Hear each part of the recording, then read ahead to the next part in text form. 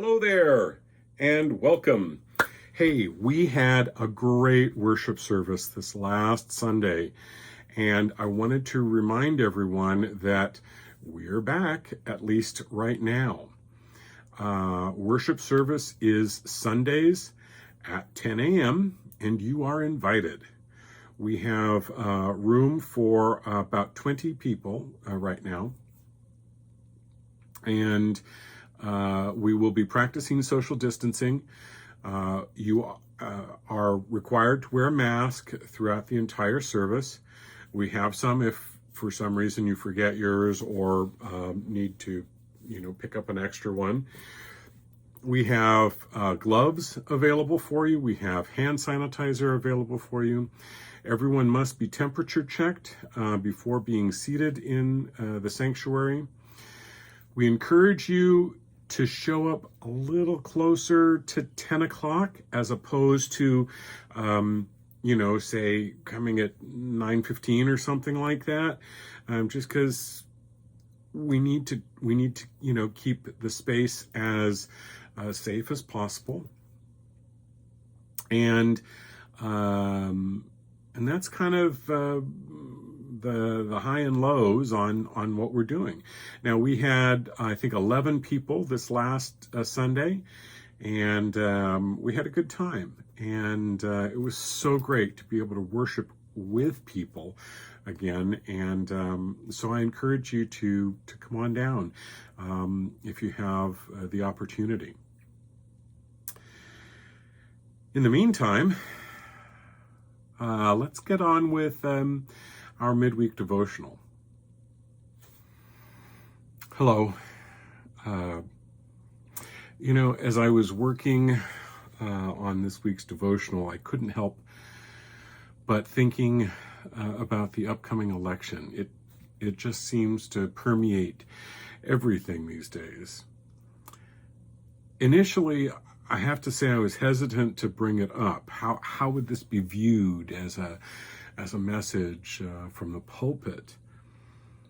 Maybe it's better to discuss it in this format where we're studying and meditating about how we can be better followers of Jesus the Christ. For most of the last 40 years, the notion that one's Christian beliefs should guide one's voting has largely been promoted by conservative Republicans. Two semi-recent presidential candidates from this last period, Pat Robertson and Mike Huckabee, are both former Southern Baptist preachers. And one, Ted Cruz, is the son of a conservative evangelical pastor. All three have repeated on occasions that tied to the Christian vote is the Republican cause. If Christians would simply show up and vote our values, Cruz told the Christian Broadcasting Network in 2015, we could turn this country around. In the 2020 election, a Democratic presidential candidate, Mayor Pete Buttigieg of South Bend, Indiana, was making the same argument, but with a twist. A vote based on Christian values, yes, Buttigieg suggested, would indeed turn the country around, but in a more progressive direction. Buttigieg said protecting the poor and welcoming immigrants is a Christian obligation that is inconsistent with Republican priorities. Well, it has a very clear set of moral and policy implications, none of which are things that I would associate with the right wing, Buttigieg said in an interview prior to dropping out of the race for the presidency. Again, quoting Mayor Pete, Christianity to me is about humility. It's about love. And if we want to put those values into political practice, at least by my lights, they lead us in a very progressive direction. The Christian faith has been tied to liberal politics before. It happens regularly at places like the Riverside Church in New York City, famous for its promotion of progressive causes. Pastor Amy Butler used her Easter Sunday sermon to lament U.S. immigration policy, misogyny, police violence, and environmental neglect. We need a new way to see the world, and we need it fast, Butler said. Thank goodness Easter is here. Butler believes that it's appropriate to tie a message of Christ's resurrection to what people encounter each day in the news. With the constant barrage of indignities coming from the White House, she said, I don't think you can talk about resurrection and second chances without addressing some of those things. It's uncommon, however, for Democratic presidential candidates to draw such connections. The Republican Party is more often associated with the religious right than the Democrats are with an analogous movement on the left. Buttigieg's suggestion that liberals be willing to say that Christian faith is going to point you in a progressive direction, as he told USA Today, provoked some outrage on the right. One conservative academic argued that Buttigieg doesn't get to make up his own Christianity. Another conservative simply dismissed Buttigieg's comments as partisan nonsense. Now, I wonder if the religious right's primary objections to Mayor Pete are influenced by the fact that he is an openly proud, out gay man, married to the man he loves, and was campaigning for the highest office in the land.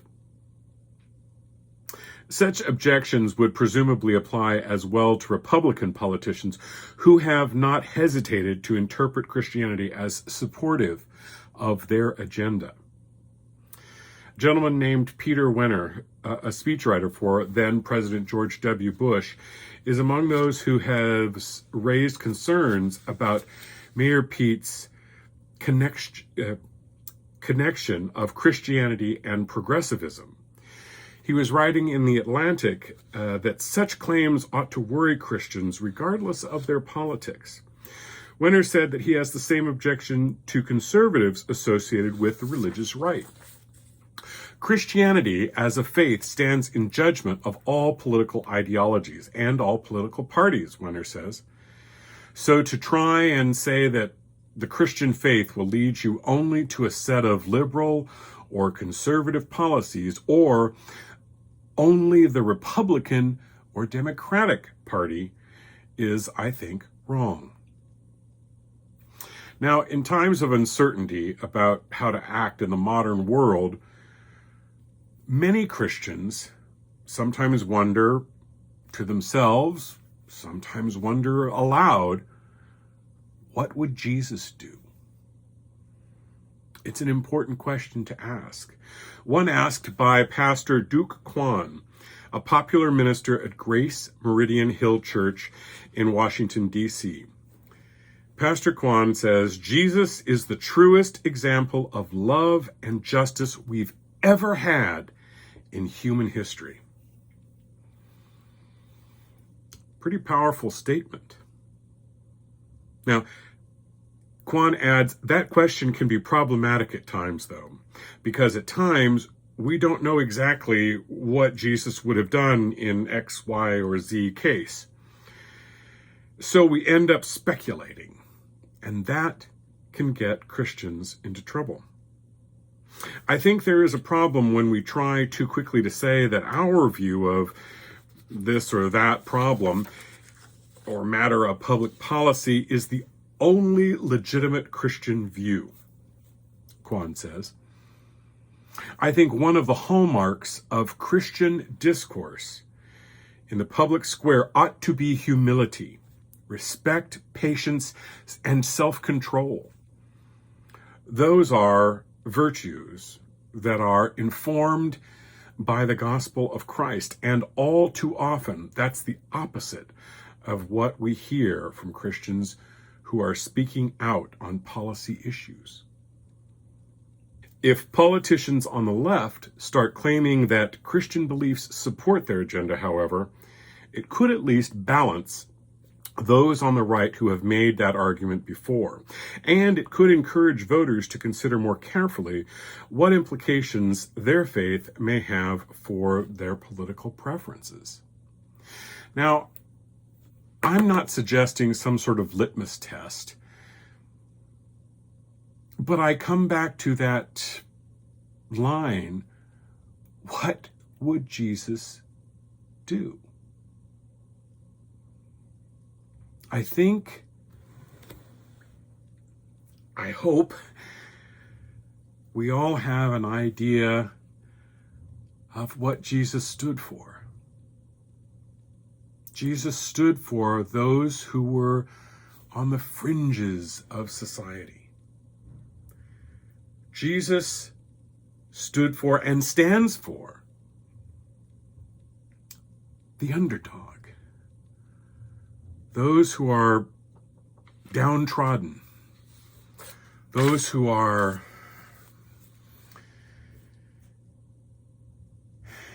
perceived as less than. Jesus reaches out for those people and calls them to him.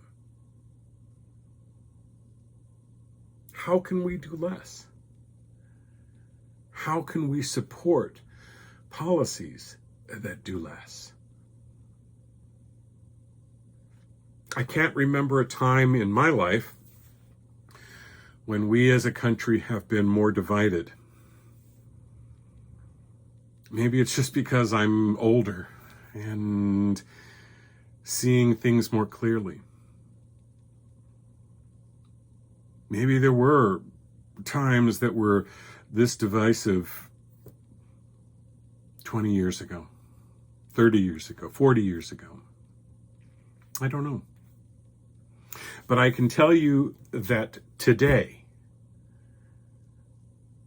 if I ask myself,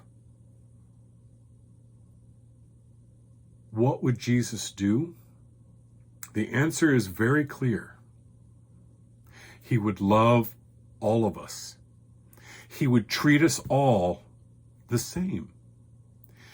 He would extend his arms and his love to everyone. Now, if we're Christians and we're claiming the moral high ground in our political conversations, how can we do less?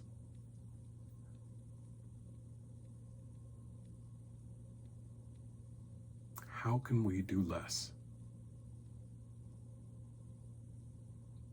I know that ballots have started to show up in people's mailboxes. I encourage you to think, what would Jesus do when you fill yours out? Will you join me in prayer? Loving God, we thank you for the wisdom of your Son. We thank you for the word that he has delivered to us. You have written it on our hearts that we are to love each other as you first loved us. May we take that to heart now and always. Amen.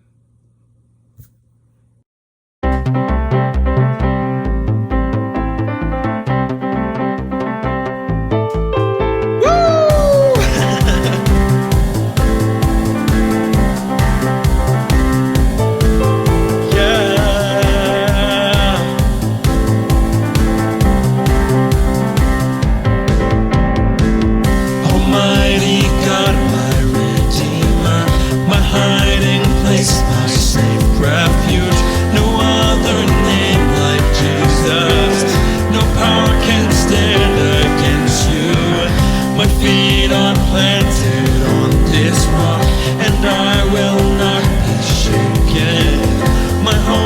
and comes from you alone, my Lord and my salvation. Your praise is always on my lips. Your word is living in my heart, and I will praise you with a new song. My soul will bless you, Lord. You fill my life with greater joy. Yes, I delight myself in you, and I will praise you with a new song. My soul will bless you, Lord.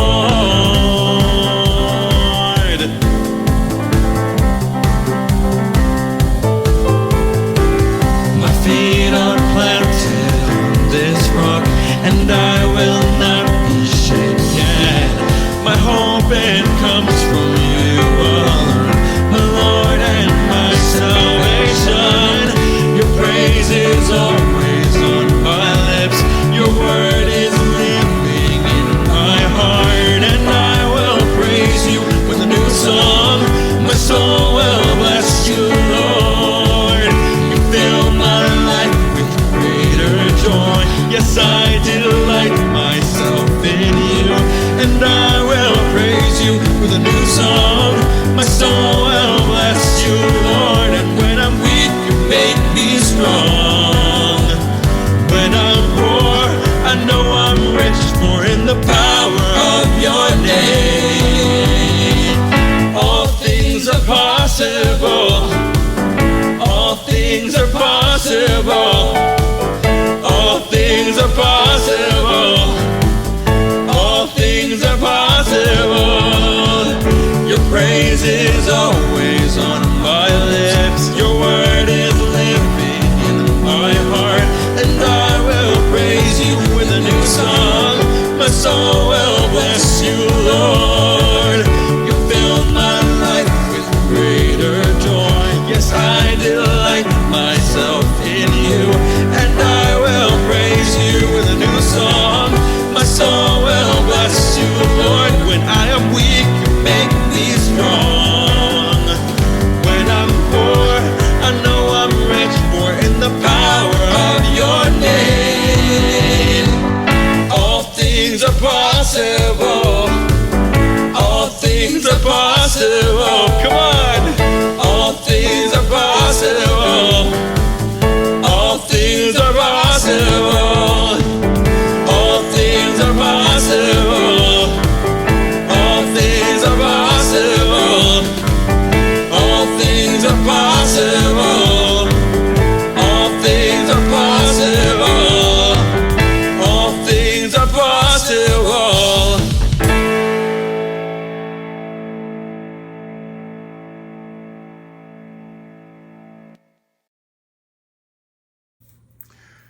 What a great time for us to be able to once again worship in person, while at the same time continuing the opportunity to worship virtually for anyone who's not able to join us yet.